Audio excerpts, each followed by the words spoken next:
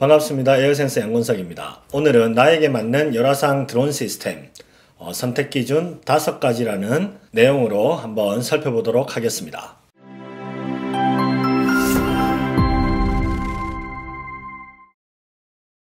최근 많은 분들이 산업용 드론, 특히 이 열화상 드론 시스템에 대해서 관심을 가지고 있습니다. 그분들 중 꽤 많은 분들이 추천할 수 있는 이 열화상 드론 시스템을 저에게 물어보셔서 열화상 드론 시스템 선택 기준 5가지라는 내용으로 한번 살펴보도록 하겠습니다.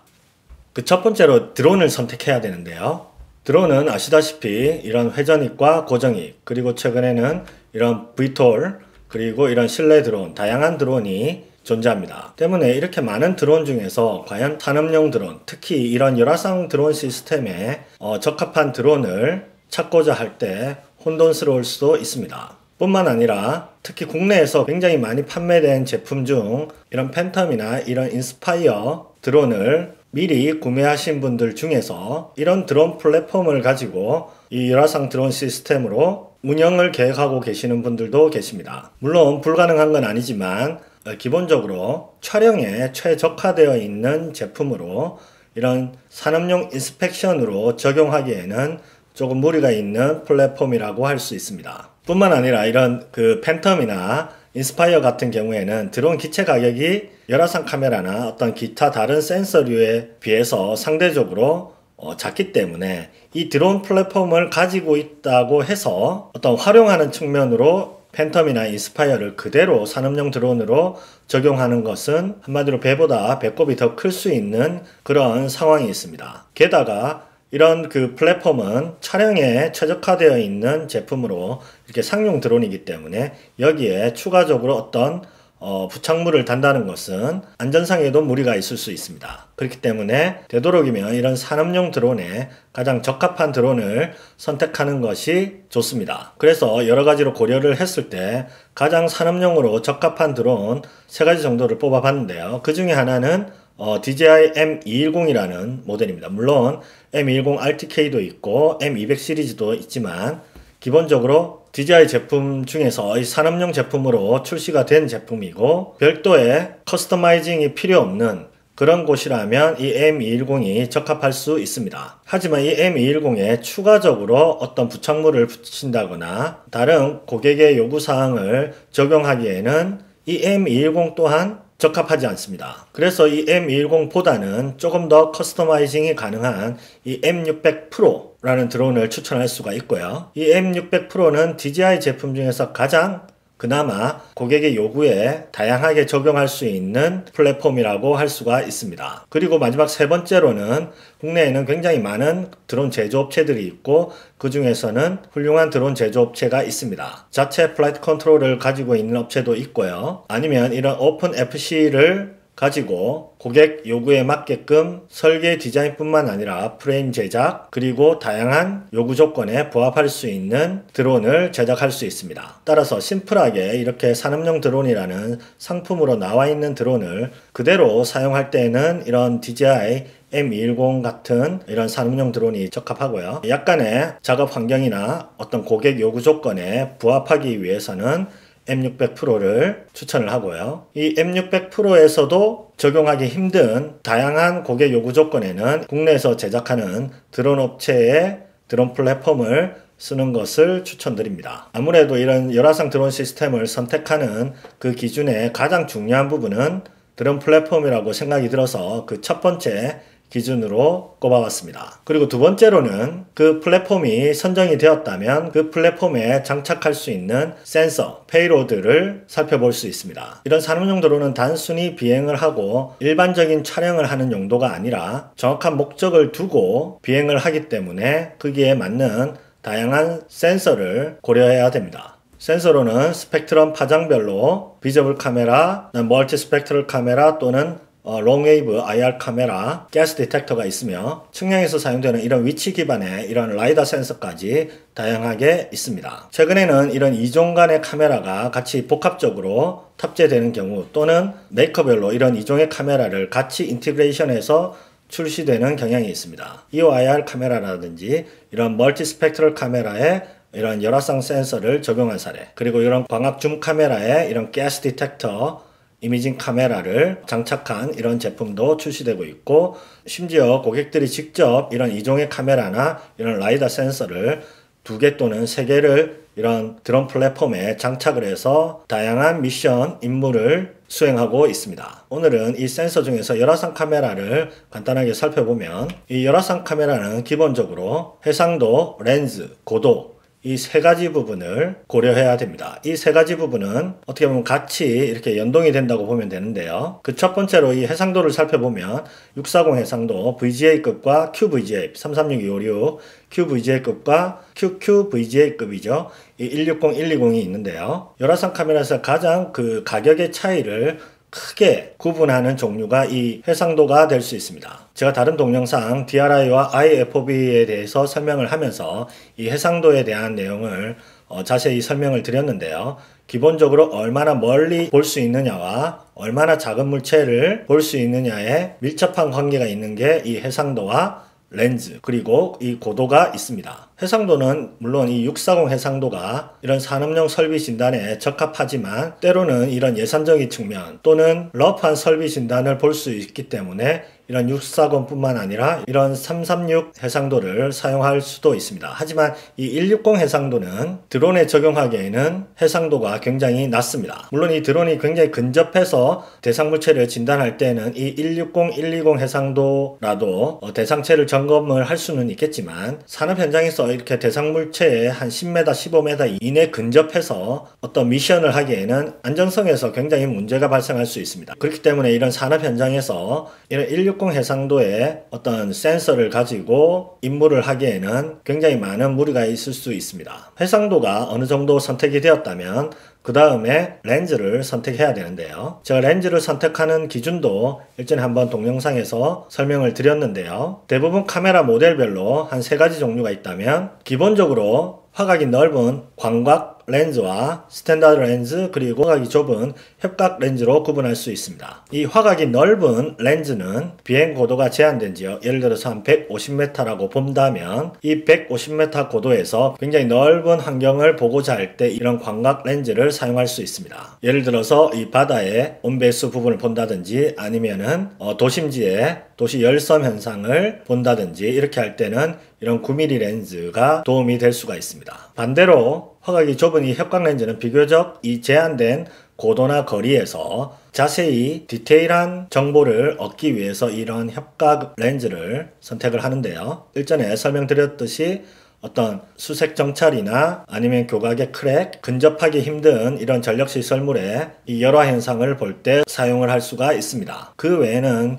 기본적으로 이런 스탠다드 렌즈를 선택하게 되면 크게 무리 없이 사용을 할 수가 있습니다. 그 이유는 때에 따라서 이 고도를 그렇게 어렵지 않게 제어를 할 수 있기 때문에 이런 스탠다드 표준 렌즈를 사용하는 걸 기본적으로 추천을 할 수 있습니다. 그리고 마지막 고도인데, 하고자 하는 임무에서 가장 일반적으로 빈번하게 비행하는 고도를 어느 정도 인지를 하고 이 해상도와 렌즈와 이 고도를 선택할 수 있습니다. 따라서 간단한 IFOV 계산식이 있는 엑셀 파일을 활용한다면 이런 해상도나 렌즈 그리고 고도에 대해서 어느 정도 쉽게 선택할 수 있을 거라고 생각됩니다. 그리고 세 번째로는 이런 통합 과정이 있는데요. 드론 플랫폼을 선택을 하고 거기에 장착할 수 있는 페이로드 센서를 선택을 한 다음에 이 드론과 이런 센서를 물리적으로 결합을 시키고, 그리고 제어할 수 있는 인터페이스를 결합하는 과정이 이 통합 과정이라고 할 수 있습니다. 이 통합이 비교적 쉽게 되기 위해서는 플랫폼이 통합에 적용되는 플랫폼인지 아닌지에 따라서 이 통합이 쉽게 될 수도 있고, 아니면 굉장히 어렵게 될 수 있습니다. 이 어렵다는 말은 굉장히 안전성에서도 취약해질 수 있다는 그런 말입니다. 따라서 이런 드론 플랫폼을 선택할 때 이 세 번째 이 통합 부분도 동시에 고려를 해야 됩니다. 그리고 네 번째로는 이 비행이 있는데, 사실 비행은 드론에 익숙하지 않은 분들도 어느 정도 하루 이틀 시간을 내서 비행을 이렇게 교육을 하게 되면 그렇게 어렵지 않게 남녀노소를 불문하고 기본적으로 드론을 띄워서 촬영하고 안전하게 착륙하는 것까지에는 크게 무리가 없습니다. 또한 다양한 이런 조작법도 굉장히 많은 이런 튜토리얼 영상도 있고 주위에 이런 드론을 날릴 수 있는 전문가들도 굉장히 많이 있습니다. 뿐만 아니라 이런 수동 비행도 그렇게 어렵지 않지만 최근에는 이런 기술 발달로 이런 자동 비행 또한 많이들 활용할 수 있기 때문에 이 비행 자체는 그렇게 어렵지는 않습니다. 하지만 이런 열화상 드론 시스템은 기본적으로 이런 산업 현장에서 이런 산업 환경에 영향을 받을 수 있습니다. 기본적으로 드론이 상공에서 전진을 하거나 상승을 하는 부분은 전혀 어렵지 않습니다. 조종기에서 스로틀을 미세하게 조절하는 것에 따라서 전진과 상승이 그렇게 어렵지 않게 이루어질 수 있지만 이런 작업 환경에 따라서 상승하는 부분도 어려울 수 있고 전진하는 부분도 어려울 수 있고 심지어 가까운 거리지만 드론 파일럿이 이 기체를 보지 못하는 상황도 발생할 수 있습니다. 그리고 이 산업 현장에 난이도가 있을 수 있는데요. 이 드론을 사용하는 목적은 기본적으로 안전한 장소에서 진단을 하는 부분뿐만 아니라 굉장히 사각지역이나 위험한 장소에서 이런 드론을 활용할 수 있기 때문에 이런 난이도 때문에 비행하는 부분은 결코 쉽다고 표현을 할 수가 없습니다. 따라서 일반 드론 촬영 같은 경우에는 테크닉이라든지 이런 멋진 촬영을 하기 위해서 고개 비행을 할 수는 있지만 이런 산업용 드론, 특히 열화상 드론 시스템을 가지고 이런 임무를 할 때에는 절대 그런 비행을 하지는 않고 안전하게 드론을 상승시키고 그리고 이동시키고 마지막으로 최종적으로 안전하게 하강 랜딩까지 할 수 있는 그런 부분을 가장 중요하게 생각하며 무엇보다도 설비 점검을 사람 대신 안전하고 효율적으로 점검하는 부분에 목적이 있기 때문에 이 드론 비행 자체를 그렇게 위험하게 하지는 않습니다. 그렇기 때문에 최우선적으로 안전을 생각해서 비행을 하기 때문에 이 비행 자체가 결코 이렇게 쉽다고만 표현할 수는 없습니다. 마지막으로 이 소프트웨어인데요. 소프트웨어는 다양한 소프트웨어가 있습니다. 드론 자체를 운영하는 소프트웨어와 미션 플랜을 할 수 있는 비행 경로를 설정하고 미션 플랜을 할 수 있는 그러한 소프트웨어, 그리고 이런 후처리 소프트웨어와 분석 소프트웨어가 있습니다. 그 중에서 미션 소프트웨어는 이렇게 다양하게 기능별로 대표적으로는 이런 리치나 오토파일럿, 맵파일럿, UGCS 같은 소프트웨어가 있고 많은 분들이 사용하는 이런 픽스포드 캡처라는 프로그램과 DJI에서 나오는 이런 프로그램을 이용해서 자동으로 이런 미션을 수행하고 있습니다. 또한 이런 데이터 프로세싱 소프트웨어와 이런 분석할 수 있는 소프트웨어가 굉장히 많이 있습니다. 대표적으로 이런 픽스포디, 포토스캔, 그리고 벤틀리 시스템, 그리고 S3나 QGIS 프로그램, 다양한 프로그램들이 있고요. 그리고 이런 농업용 분석 프로그램들이 다양하게 있습니다. 열화상 카메라 분석 프로그램이 플리어 툴스, 툴스 플러스, 리서치 맥스, 그리고 웍스웰의 코어 플레이어라는 분석 프로그램 또한 다양하게 있습니다. 오늘 나에게 맞는 열화상 드론 시스템 선택 기준 5가지라는 내용을 한번 살펴봤는데요. 정리를 하자면 그 첫 번째로 드론이 있습니다. 드론은 전 세계적으로 굉장히 많은 드론이 있고 종류도 많고 회전익, 고정익, VTOL 다양한 드론이 있지만 기본적으로 이런 산업용 드론에서는 파이널 상품으로 나와 있는 드론 아니면은 커스터마이징 고객 요구 조건에 맞출 수